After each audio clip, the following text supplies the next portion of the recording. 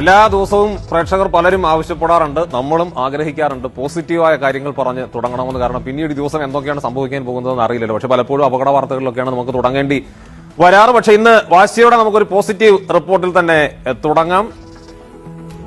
രാവിലെ പഠിച്ച തിയറി വൈകുന്നേരം പ്രാക്ടിക്കലാക്കി കണ്ണൂർ ചൊക്ലി VP ഓറിയന്റൽ സ്കൂളിലെ 6ാം ക്ലാസ് വിദ്യാർത്ഥിനികൾ. കടയ്ക്ക് മുന്നിൽ കുഴഞ്ഞു വീണ യുവതിക്ക് പ്രഥമ ശുശ്രൂഷ നൽകി രക്ഷകരായത് 3 കുഞ്ഞു കുട്ടികളാണ്. ഐഷ അലോന, ഖദീജ കുബ്ര, നബീസത്തുൽ മിസിരിയ എന്നിവരാണ് 3 മിടുക്കികൾ. അവരോട് ഞങ്ങളുടെ കുട്ടി അഞ്ജലി പ്രിയദാസ് സംസാരിച്ചു. അതിലേക്ക്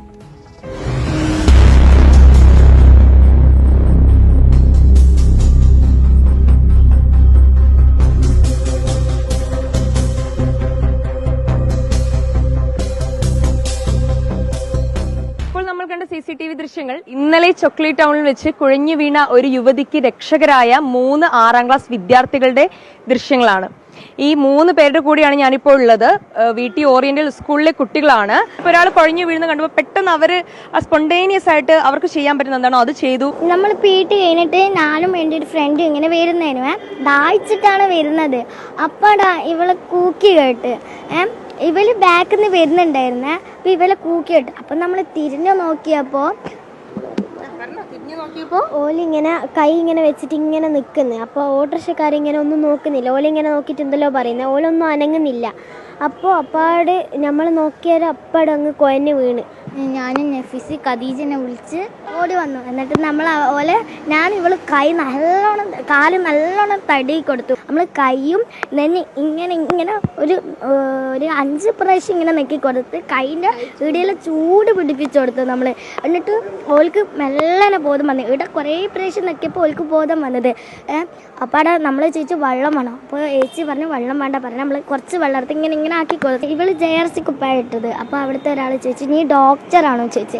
അപ്പോൾ ഇവള് പറഞ്ഞു ഡോക്ടറല്ല, ഞാൻ സ്കൂളിലത്തെ JRC. അപ്പം പറയും സ്കൂളിലത്തെ കുട്ടികളാണോ? സ്കൂളിലത്തെ കുട്ടികളെ ആയാലും ഇങ്ങനെ വേണം, ഇതാണ് ശരിക്കത്തെ സ്കൂൾ കുട്ടികൾ.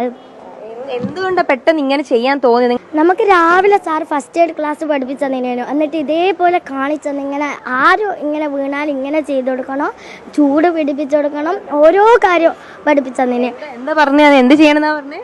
പ്രഥമ ഫസ്റ്റ് എയ്ഡ്. എന്നിട്ട് നമ്മളെ സാറ് പറഞ്ഞു എന്തൊക്കെ ചെയ്യണമെന്ന് പറഞ്ഞു. ആരെങ്കിലും ബോധം കെട്ടാലോ എന്തിതാക്കിയാലും മുമ്പ് ചെയ്യേണ്ട കാര്യങ്ങൾ അവരുടെ കഥയിലുണ്ട് സാറ്. എന്താ സാർ എന്തൊക്കെയാ പഠിപ്പിച്ചു കൊടുത്തേ? തീർച്ചയായും ഏറെ അഭിമാനം തോന്നിയ നിമിഷമാണ്. കാരണം നമ്മൾ ഒരു തിയറിറ്റിക്കൽ ഒരു കാര്യം പറഞ്ഞു കൊടുത്താൽ അത് പ്രാക്ടിക്കൽ ആക്കുക എന്നുള്ളത് ഒരു വലിയ കാര്യമാണ്. സ്പോണ്ടാനിയസ് ആയിട്ട് നമ്മളത് ആക്ട് ചെയ്യണം.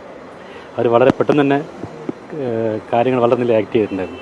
പറഞ്ഞതുപോലെ പഠിക്കുന്ന കാര്യം പ്രാവർത്തികമാക്കുക, അത് വേണ്ട രീതിയിൽ വേണ്ട സ്ഥലത്ത് പ്രയോഗിക്കുക എന്നുള്ളതാണ് ഏറ്റവും വലിയ കഴിവ്. ഇതെന്തായാലും ഈ 3 മിടുക്കികൾ ആ ഒരു സാഹചര്യത്തിനനുസരിച്ച് പ്രവർത്തിച്ചിട്ടുണ്ട്. അവർക്കിപ്പോൾ അഭിനന്ദനമൊക്കെ കഴിഞ്ഞ ഒരു കയ്യിൽ ഇവിടെ സ്കൂളിൽ നിന്ന് അനുമോദന ചടങ്ങൊക്കെ കഴിഞ്ഞിരിക്കുകയാണ്. ബിജു ചെറുകുന്നതിനൊപ്പം അഞ്ജലി പ്രിയദാസ്, ഏഷ്യാനെറ്റ് ന്യൂസ്. എന്താണ് പ്രഥമ ശുശ്രൂഷ? ആ കുട്ടികൾ ഈ റിലേ ഓട്ടം പോലെയാണ്, ഈ ബാറ്റൺ കൈമാറുക എന്ന് പറഞ്ഞാൽ. വർത്തമാനം പറയുന്നത് പോലും ഒരാൾ സംസാരിച്ച് നിർത്തുന്നതിന് മുമ്പ് അടുത്ത ആളിലേക്ക് പോവുകയാണ്. ഒരു ഹാർമണി, സിംഫണി എന്നൊക്കെ വേണമെങ്കിൽ വിശേഷിപ്പിക്കാവുന്ന നിലയിലാണ്.